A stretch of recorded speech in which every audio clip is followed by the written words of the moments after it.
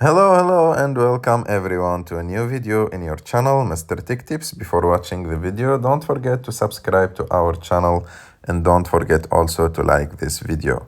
In today's video, I will show you how to change the font size on iPhone.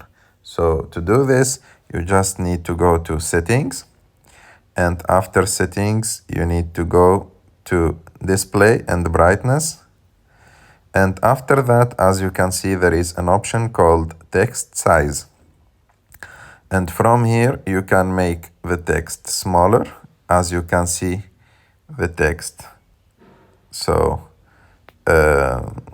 is changing now. And you can choose when you like the size of the text. You can just stop and back to the previous page. And as you can see, the text size now is bigger on our iPhone.